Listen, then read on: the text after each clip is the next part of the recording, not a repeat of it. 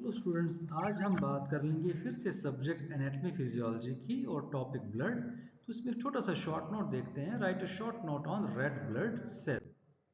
तो red blood cells को हम कहते हैं एरिथ्रोसाइट्स और इनकी शेप अगर देखें, they are circular in shape, biconcave, disc shaped, non nucleated cells. इनमें कोई न्यूक्लियस नहीं होता है और एक सेंटर में रेस्पिरेटरी पिगमेंट रहता है जिसको हम कहते हैं हीमोग्लोबिन। और साइज आरबीसी का 7.2 micro in diameter, 2.2 micro thickness. और अंडर माइक्रोस्कोप के अंडर हम देखते हैं, it looks translucent in the centre and dumbbell shaped side wise. ये हम देखेंगे नेक्स्ट स्लाइड। तो ये हमारी रेड ब्लड सेल या एरिथ्रोसाइट्स हैं। ये हुआ बाई कॉन्केव डिस्क जैसी ये शेप इसकी है।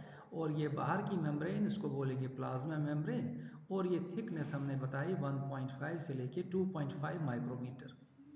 और ये रेड ब्लड सेल बिल्कुल एक सॉसर शेप्ड सेल है। और अगर हम ऊपर से देखें टॉप व्यू, तो हमें ये डिस्टेंस 7.5 माइक्रोमीटर्स मिल जाती है। अब रही बात रेड ब्लड सेल्स की, बाहर की जो मेम्ब्रेन है ये बिल्कुल इलास्टिक जैसी है। इसका नेचर इसलिए बनाया गया है कि ताकि ये छोटे छोटे ब्लड वेसल्स में पास हो जाए, क्योंकि इनका काम ही है ऑक्सीजन पहुंचाना from one cell to another cell. तो इनकी आउटर मेम्ब्रेन जो है उसमें क्या क्या कॉन्स्टिट्यूएंट्स है, ग्लाइकोलाइपिड्स है, ग्लाइकोप्रोटीन्स है। और उसमें जो सेंट्रल वाली मेम्ब्रेन है, सेंट्रल मेम्ब्रेन, उसमें प्रोटीन्स है, फॉस्फोलिपिड्स है और कोलेस्ट्रॉल है। इसके बाद जो इनर मेम्ब्रेन हम कहें, इनर मेम्ब्रेन, इसमें क्या है, इट इज़ हाइड्रोफोबिक और इसमें प्रोटीन्स खूब सारे हैं।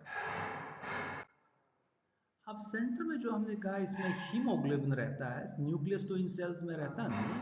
हीमोग्लोबिन ही एक ऐसा रेस्पिरेटरी पिगमेंट है जिसके एक तो प्रोटीन पार्ट होता है जिसको ग्लोबुलिन कहते हैं, और नॉन प्रोटीन पार्ट जिसको हीम कहते हैं। और ग्लोबुलिन पार्ट का काम होता है जो transport carbon dioxide and nitric oxide. और हीम मॉलिक्यूल का पार्ट का काम है टू ट्रांसपोर्ट ऑक्सीजन। अब ग्लोबुलिन जो है, इट हैज़ 4 पॉलीपेप्टाइड चेन्स। और हीमोग्लोबिन की कैपेसिटी है to carry 4 molecules of oxygen को ये कैरी कर सकता है। और एक आरबीसी के अंदर 280 मिलियन एचबी मॉलिक्यूल यानी कि हीमोग्लोबिन मॉलिक्यूल्स होते हैं। खुद ही सोचिए आप। तो इसमें कोई न्यूक्लियोलस नहीं प्रेजेंट होता है और पूरी स्पेस में ऑक्सीजन ट्रांसपोर्ट ही संभव है। ये इसकी छोटी सी फिगर हमने देख ली है।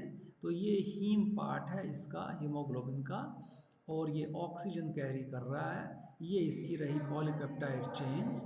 तो ये आयरन पार्ट है। जैसे हमने कहा हीमोग्लोबिन में 2 पार्ट्स हैं, एक तो ग्लोबुलिन पार्ट जो जो प्रोटीन पार्ट है, और दूसरा हमने कहा कि भाई इसमें नॉन प्रोटीन पार्ट यानी कि मेटेलिक पार्ट हीम है। और आरबीसी की एक प्रॉपर्टी है हीमोलाइसिस। तो ये नॉर्मल रेड ब्लड सेल हो गई। तो उसके बाद जब ये रप्चर हो जाती है तो this is destruction of RBC. इसमें हीमोग्लोबिन वगैरह बाहर आता है। नेक्स्ट चीज हम देखना चाहेंगे, आखिर रेड ब्लड सेल्स का नॉर्मल काउंट कितना होता है। 5 पॉइंट समथिंग, ये मिलियंस पर एमएम अडल्ट में रहता है मेल में, और 4.5 मिलियंस पर MM of blood in adult females रहता है, और 6.7 मिलियंस इन इन्फेंट्स में रहता है। अब आरबीसी में होता क्या है, कंपोजिशन क्या है, एक तो वाटर 60 to 70%, सॉलिड्स रहेंगे 30 to 40%। These are form mostly of haemoglobin, जो हमने अभी बात की हीमोग्लोबिन की। हीमोग्लोबिन क्या है, एक कॉन्जुगेटेड प्रोटीन है जिसमें नॉन प्रोटीन पार्ट आयरन रहता है और प्रोटीन पार्ट ग्लोबिन रहता है। और फॉस्फोलिपिड्स रहेंगे, ऑर्गेनिक इनऑर्गेनिक सब्सटेंसेस रहेंगे, मेटल आयरन रहेगा, लिपिड जो है फॉस्फोलिपिड है, साल्ट इज पोटेशियम फॉस्फेट। ये कुछ चीज़ें इसमें रहती हैं आरबीसी के अंदर। Water as well as solids. Solids किसके बने होते हैं, हीमोग्लोबिन के, ये हमने बता दिया। और इनका लाइफ साइकिल, ये कब तक अलाइव रह सकती है आरबीसी, 120 डेज तक। और इतने आरबीसीज, 5 to 10 आरबीसीज जो है हर दिन डिस्ट्रॉय भी हो जाते हैं। कहाँ पर, लिवर और स्प्लीन के अंदर। और हीमोग्लोबिन इसका सबसे इंपॉर्टेंट कॉन्स्टिट्यूएंट्स है। और ये हम रिपीट कर रहे हैं, it is made up of protein part और नॉन प्रोटीन पार्ट। और हीमोग्लोबिन में अगर कुछ डिफेक्ट्स आ गए तो ये डिस्टर्ब करेगा आरबीसी की बैलेंस को। और अगर हीमोग्लोबिन का वैल्यू हाई हो जाता है नॉर्मल से तो भी प्रॉब्लम, लो हो जाएगा तो भी प्रॉब्लम। जैसे लो हो गया नॉर्मल वैल्यू से तो एनीमिया कहलाएगा, हाई हो गया एबनॉर्मली हाई तो पॉलीसाइथीमिया कहें। दोनों ही केसेस में दोनों स्थितियां खराब है। अब रही बात आरबीसी के, फर्दर कुछ बात कर लें, इसमें कोई माइटोकॉन्ड्रिया नहीं होता है, ये अपना जो है जनरेट कर लेते हैं फूड मटेरियल विदाउट ऑक्सीजन, ये रहते हैं इन एब्सेंस ऑफ ऑक्सीजन, जिसको कहते हैं ये एनर्जी जनरेट करते हैं anaerobically. Anaerobically means without oxygen, इनमें कोई एटीपी जनरेट नहीं होता है।